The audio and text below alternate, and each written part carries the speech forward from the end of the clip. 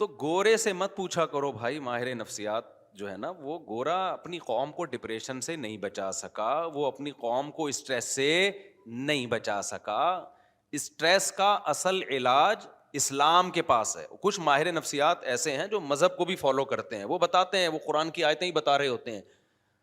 ٹھیک ہے، میں سارے ماہر نفسیات کو غلط نہیں کہہ رہا، لیکن ہمارے یہاں میجورٹی جو ماہر نفسیات کی ہے ان کو نہیں پتا میرے بھائی.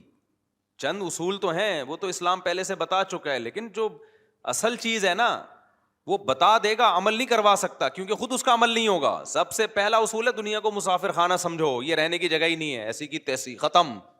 ٹینشن کیا ہوئی؟ ختم. اور مسافر خانہ بھی ایسا ہے کہ مرنے کے بعد فنا ہو کے ختم نہیں ہو جاتے، کیونکہ ایسا مسافر خانہ ماننے سے تو ٹینشن بڑھتی ہے. ختم، اچھا لے بھائی، ابھی ہم تو اس پہ رو رہے ہیں کہ یہ چیز چھن گئی، یہ چیز چھن گئی، ایک دن سب کچھ ہی چھن جائے گا، تو اس سے ٹینشن کم ہوگی بڑھے گی؟ سے تو بڑھے گی. تو موت ہی تو ان کی سب سے بڑی ٹینشن ہے. اب آپ کے پاس کوئی بندہ آیا، آپ اس کو کہہ رہے ہو دیکھو، وہ کہہ رہے میری گاڑی چوری ہو گئی، میں بہت اسٹریس میں ہوں. تو ہم کہیں دیکھو دنیا مسافر خانہ ہے، ایک دن سب ختم ہو جائے گا. تو ہم اس کو اس کی ٹینشن ختم کرنے کے لیے یہ بات کر رہے ہیں. اس وقت تو وہ کہہ لے گا ہاں یار سب ختم ہو جائے گا، تو ابھی ختم ہو گیا تو کیا ہو گیا. لیکن گھر جب جا کے اکیلے میں جب غور کرے گا نا، بولے گا یہ تو بڑی ٹینشن میں ڈال دیا مجھے. ابھی تو صرف گاڑی ختم ہوئی ہے، کل گردہ بھی ختم ہو جائے گا، آنکھیں بھی ختم ہو جائیں گی، قبر میں مرا ہوا ہوں گا. ابے یہ کیا ہے؟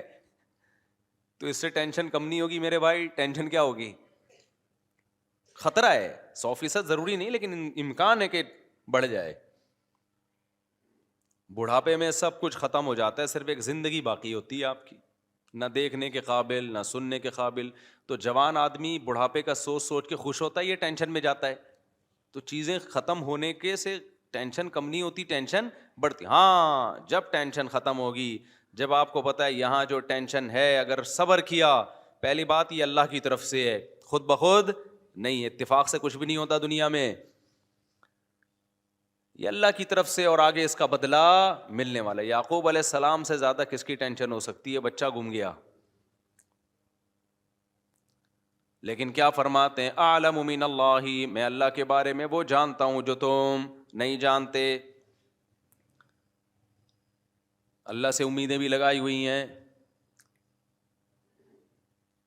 ساری زندگی روتے روتے گزری، مگر ایک تسلی بھی ہے. رونا غیر اختیاری چیز ہے، اس پہ تو کوئی پابندی نہیں لگا سکتا. بلکہ ماہر نفسیات تو کہتے ہیں کہ رونا بہتر ہے نہ رونے سے. نہ رونا اس کی علامت ہے آپ شوق میں گئے ہوئے، پتہ نہیں کھوپڑی کام بھی کر رہی ہے کہ نہیں کر رہی ہے. رونا تو اس کی علامت ہے پورے 14 طبق آپ کے ابھی صحیح ہیں، سیٹنگ پہ چل رہے ہو آپ. غم کی بات پہ رونا آ رہا ہے، خوشی کی بات پہ خوشی ہو رہی ہے. بعض لوگ ایسے بیوقوف ہوتے ہیں نا، لطیفے پہ ہنستے ہیں، یہاں بیٹھے ہوتے ہیں میرے سامنے نا، اتنا اچھا لطیفہ سناتا ہوں پھر بھی یوں کر کے بیٹھے ہوئے ہیں. مجھے غصہ آ رہا ہوتا ہے یار یہ بندہ ہے کیا ہے. نارمل آدمی خوشی کی بات پہ خوش ہوگا، غم کی بات پہ کیا ہوگا، اس کو غم ہوگا، رو کے اظہار بھی ہوگا اس کے غم کا. تو یہ تو حصہ ہے زندگی. اس سے آگے جب معاملہ بڑھتا ہے تو وہ خراب ہو جاتا ہے معاملہ. وہ معاملہ کیا ہو جاتا ہے؟ خراب. تو یعقوب علیہ السلام کو کیسی تسلیاں تھیں. موسیٰ علیہ الصلوۃ والسلام کتنی پریشانیوں میں، قوم جب کہتی ہے ہم تو اے موسیٰ تیرے آنے سے پہلے بھی اوذینا من قبل ان تأتینا ومن بعد ما جئتنا، اے موسیٰ تیرے آنے سے پہلے بھی مصیبتوں میں تھے، تیرے آنے کے بعد بھی مصیبتیں کم نہیں ہوئی بلکہ اور بڑھ گئیں. موسیٰ علیہ السلام نے فرمایا عسیٰ ربکم، اللہ سے امید ہے وہ تم پر رحم کرے گا، ویستخلفکم فی الارض، اور صرف مصیبتیں دور نہیں کرے گا، تمہیں زمین کی حکومت دے دے گا. ارے بھائی غلام قوم ہے اور الیکشن کا بھی رواج نہیں تھا،